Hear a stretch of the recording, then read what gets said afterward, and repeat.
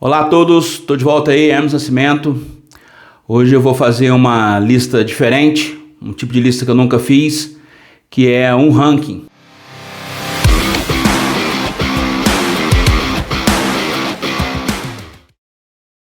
Para começar o meu primeiro ranking aqui no canal, obviamente a escolha vai ser o Kiss.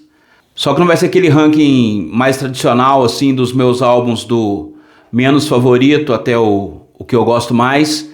Bom, como eu sou um designer gráfico e uma das coisas que despertou meu interesse por essa profissão foi justamente as capas de disco, e obviamente o Kiss também está envolvido nisso, então eu resolvi fazer um ranking das capas dos álbuns de estúdio do Kiss, né? São 20 álbuns, não contei os álbuns ao vivo, nem as coletâneas, nem os álbuns solo. E como é muita coisa e eu acabo me empolgando no assunto, eu vou dividir esse ranking em duas partes. Então hoje a gente vai do número 20 até o número 11, até o número 11, e no próximo vídeo a gente começa do 10 até chegar no número 1.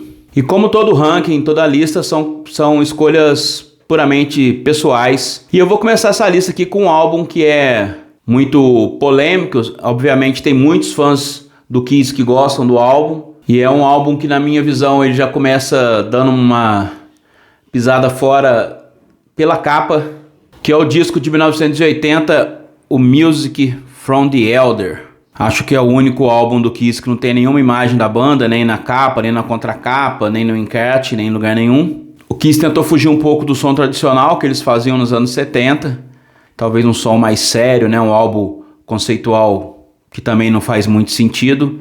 Já começou fazendo pouco sentido pela capa, né? O primeiro detalhe que a gente tem aqui é essa mão, né? O detalhe principal da capa, que o Paul Stanley fala que é dele, e o Bill Aucoin, o empresário da banda, na época falou que não era do Paul Stanley, que era de um modelo e tal. Também não vou entrar nessa discussão, senão o vídeo vai ficar gigante se for falar muita coisa de cada capa. A foto foi tirada pelo fotógrafo David Spindle, e o design foi feito por um cara que trabalhou com Kiss em várias capas. Vou falar o nome dele várias vezes nesses dois vídeos, que é o Dennis Woloch. Fico pensando, o fã de Kiss, sei lá, de 13 anos, na época, que é mais ou menos a idade que eu comecei a curtir a banda, comprou esse disco aqui, que o cara, o lojista, já teve que convencer ele que esse era um disco do Kiss. Aí ele comprou, legal, é uma porta, né, eu vou abrir, vai estar a banda dentro. Aí ele abre e tem essa imagem aqui que parece mais uma, sei lá, uma sessão de maçonaria, alguma coisa assim. Desculpa quem gosta, mas totalmente broxante, cara. Comprar um disco do Kiss, abrir e ver esse monte de cadeira aí, sei lá, Liga da Justiça. Podia colocar aqui o Chico Xavier ou então Charles Xavier. E também na contracapa não tem nada.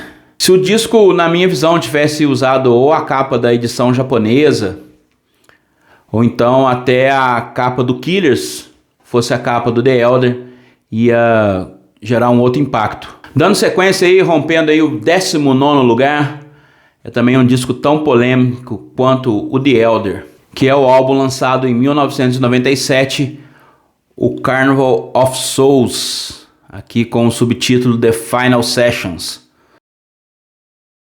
A contracapa tão linda quanto a capa. O fotógrafo responsável por essa capa é um cara chamado William Hames. Bom, para quem não está muito familiarizado com a história, um ano antes do Kiss lançar esse álbum, eles fizeram a turnê de reunião com os membros originais, né, em 96 e em 97. Esse disco vazou e eles se sentiram meio que obrigados a lançar esse disco, né, se todo mundo estava ganhando dinheiro com o disco deles, porque eles não poderiam ganhar.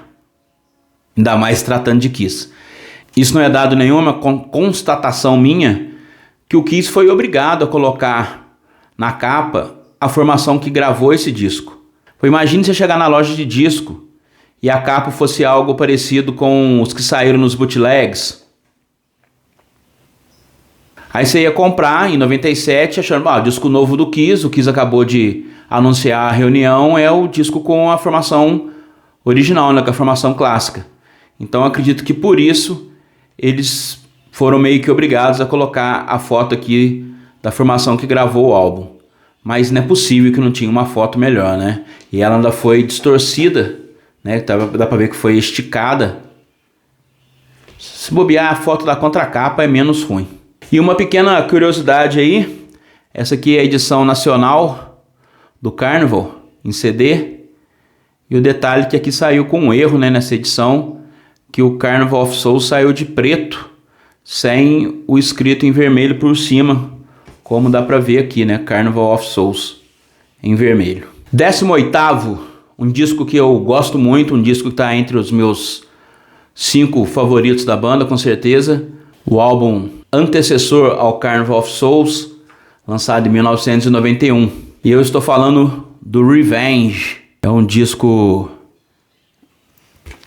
que conta com Eric Singer na batera, né? O disco que apresentou pela primeira vez o Kiss com um membro loiro. Eu sei que pra gente isso é irrelevante, mas na época gerou um falatório. Primeiramente, em termos de design, eu acho que o nome Revenge, tanto o nome Revenge quanto o logo da banda, não dão uma leitura muito legal. E também eu acho que a capa não passa esse sentido de vingança que está escrito aqui no nome do álbum. Que esse fundo, essas chapas de metal, na verdade é uma fuselagem de um avião, todo cheio de furo e tal. Aqui na contracapa dá para ver um pedaço também. Eu acho que o lugar que dá para ver melhor é a versão em CD long box. E o mais interessante é que esse trabalho foi assinado pelo Hugh Syme, né, o cara que ficou famoso fazendo as capas do Rush. Também trabalhou com Quiet Riot, fez as capas do Whitesnake, fez também o New Jersey do Bon Jovi. Inclusive trabalhou até com Black and Blue no Nest Nest, né, o Back in Blue, a banda do Tommy Thayer. Eu acho que a capa não é tão boa quanto o disco. 17º lugar, o disco lançado em 1984, o único álbum com essa formação, o Animalize. Quem assina essa capa aqui, até que está nos créditos, é a Howard Marks, né, uma agência, mas pela pesquisa que eu fiz e tal, Dennis Wallock também esteve envolvido nesse processo, e a foto foi feita pela Pen... Putz, esqueci o nome dela agora. E o próprio Wallock fala que a capa desse disco é um conceito muito bom que foi aplicado muito mal. Para não dar só pedrada, eu gosto do logo Animalize, eu acho bem bacana, tem uma cara bem anos 80. Por mais que seja dentro do conceito, conseguiu fazer uma coisa que o Revenge não fez, né, que é passar pela capa o que era o nome do disco, né? Aqui na contracapa a gente tem a banda. E é isso, não tem muito o que falar não, acho que o Kiss quase sempre erra quando não coloca uma imagem da banda na capa, mesmo que a banda tivesse com essa imagem.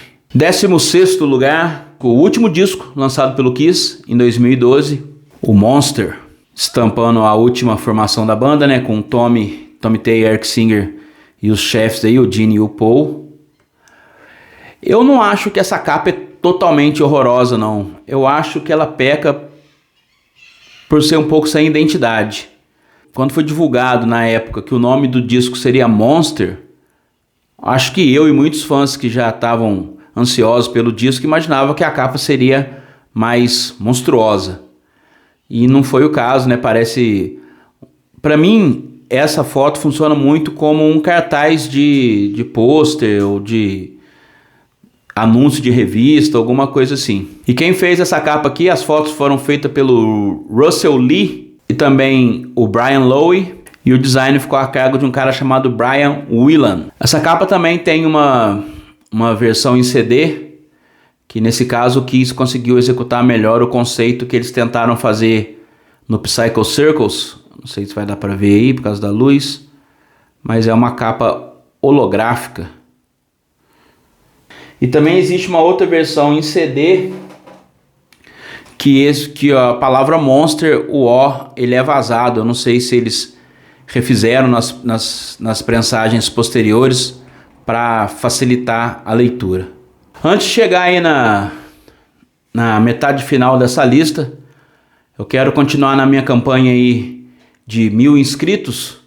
Em relação ao último vídeo para esse, a gente teve um pequeno aumento, mas eu peço para você se inscrever aí para me ajudar nessa meta modesta, mais honesta, que é de chegar em 1000 inscritos. Bom, seguindo então, 15º lugar, é um disco que teve uma capa muito aguardada pelos fãs que acompanhavam a banda naquele período, que é o álbum de 1983, o Lick It Up. Novamente, é um álbum que a gente tem que entender o contexto, né? Porque a capa é desse jeito. Essa foto foi feita pelo fotógrafo Bernard Vidal, né? E o design, novamente, foi assinado pelo grande Dennis Woloch. Na pesquisa que eu fiz, eu vou até deixar o link aí na descrição, tem uma série que o Cláudio Bergamin fez entrevistando o Woloch, e ele vai falando de cada capa que ele produziu junto com o Kiss. E a primeira coisa que o Woloch destaca aqui nesse vídeo é que a intenção dele e também do fotógrafo e aparentemente da banda também era que a banda fosse o que mais chamasse atenção nessa capa, né? Para quem não acompanha muito a banda, essa foi a primeira capa do Kiss sem maquiagem, né? Então, já que a intenção era dar destaque para os membros, pela primeira vez mostrando esses belos rostos, optaram por esse fundo branco. O Woloch também disse que ele que optou por fazer esse logo vazado. Um detalhe que também nunca tinha percebido, é o mesmo logo na mesma posição dos álbuns solo. E aqui também ele fez o Lick It Up.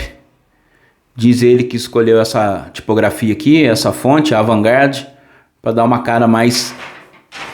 Caiu meu papel. Para dar uma cara mais... O termo que ele usou foi internacional para a capa. Essa capa aqui, na verdade, é uma montagem de várias fotos. Se você for caçar aí, você vai ver alguns erros. Inclusive, eu aconselho para quem é mais interessado no assunto ou curioso, buscar aí no Google, tem Lick It Up Photo Session, você vai ver que o Vini que está aqui é de outra foto e tem braço de um lado, uma bagunça.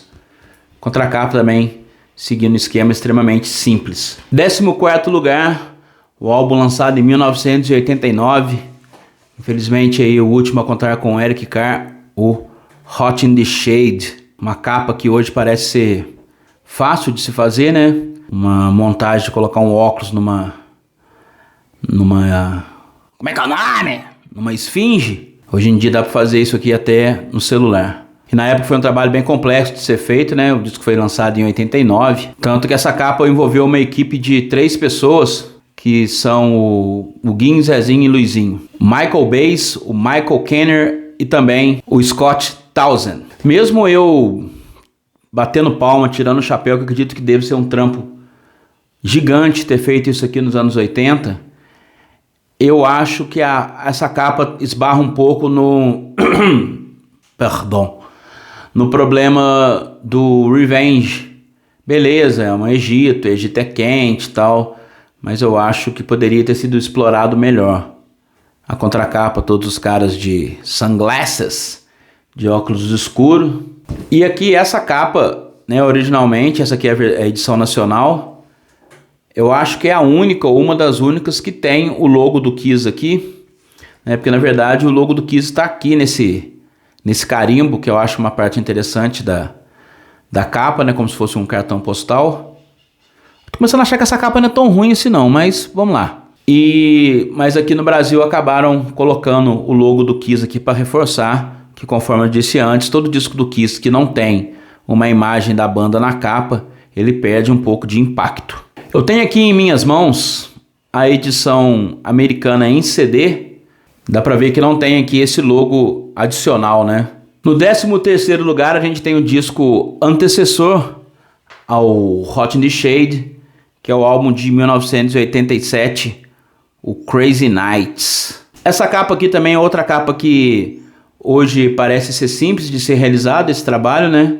Mas também foi um trabalho que dedicou o empenho de uma equipe. Essa equipe formada pelos fotógrafos Glenn LaFerman e o Mark West, né, um fotógrafo famoso aí do mundo do rock and roll. E quem juntou tudo isso e também produziu algumas fotos foi um cara chamado Walter Wick, que ele é especialista em ilusão de ótica.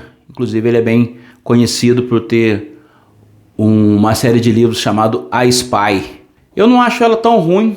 Tanto é que ela está no meio da lista, mas também não acho ela tão boa. Eu acho interessante os logos na ponta, né? E vai virando um conceito também que o Kiss já tinha usado antes no Rock and Roll Over, né? Que era uma capa que podia ser vista de vários ângulos. Tanto é quando eu tive com o Bruce Kulick, ele virou a capa pro lado dele para ele poder autografar.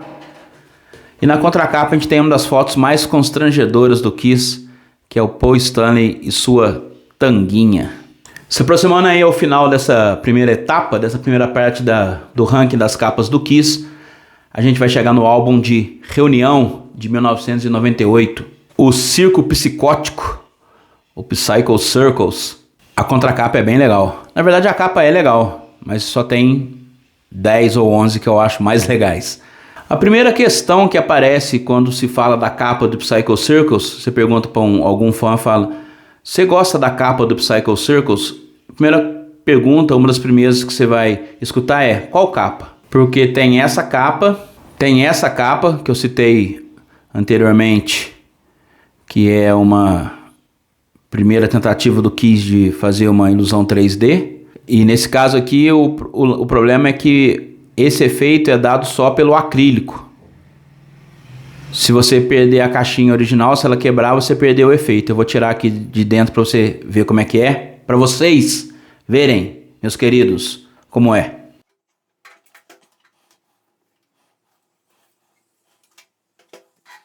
Tá vendo? Aí é essa porcaria aqui, que não serve para nada. E aqui dentro a gente tem propaganda.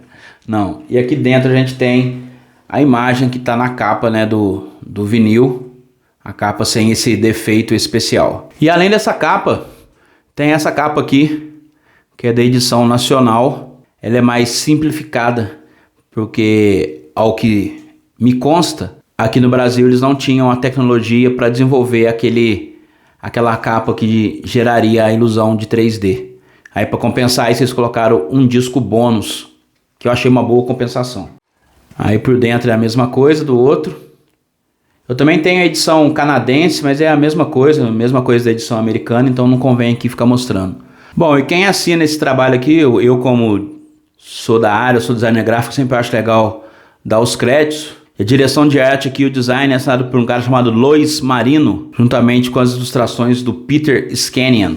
Bom, e fechando a lista aqui, o nosso 11º colocado no meu humilde e modesto ranking de capas do Kiss é o disco de 2009, o disco que veio depois do Psycho Circles, que é o Sonic Boom, uma das capas favoritas aí do Gustavo, do Pod Kiss. E aqui fica nítido a intenção de tentar fazer uma capa com uma cara mais anos 70, né? Tanto é que foi chamado o mesmo ilustrador que trabalhou no Rock and Roll Over, né? Um clássico do Kiss, o Michael Dorret, né, ele que fez as ilustrações dessa capa aqui, e junto com as fotos, tem que ler que o nome dos caras é difícil, viu? Neil Slaughter e Dean Snowden. E quem juntou tudo isso e o design da capa foi a T42 Design. Eu acho uma capa bem legal, assim, eu acho que eles conseguiram acertar, né, em relação ao que rolou no Psycho Circles. Cadê o baterista? Tá escondido atrás do CD, mas baterista mesmo vou te falar, viu? A gente é uma raça que só dança, para não falar nenhum palavrão aqui. Então, só para finalizar a minha análise sintática, morfológica, surumbática maluco sobre essa capa, eu acho que ela é uma capa ok, assim, tanto é que tá no meio da minha lista, mas ela peca por ter um arzinho de autoplágio. Na verdade, a capa meio que já dá uma prévia do que é o álbum, né? Que o Sonic Boom é um disco onde o Kiss se autocopia, se autoplageia. Então é isso. A primeira parte tá paga, tá feita. Me diz aí se você ama, se você odeia todas essas 10 capas que eu falei aqui. Não esquece de deixar o like, né? De novo, se inscreve aí pra gente chegar aos mil. É difícil falar isso, hein? Se inscreva pra gente chegar ao número 1000 nos inscritos aqui desse humilde canal. É isso aí, tamo together. Em breve a parte 2. Valeu!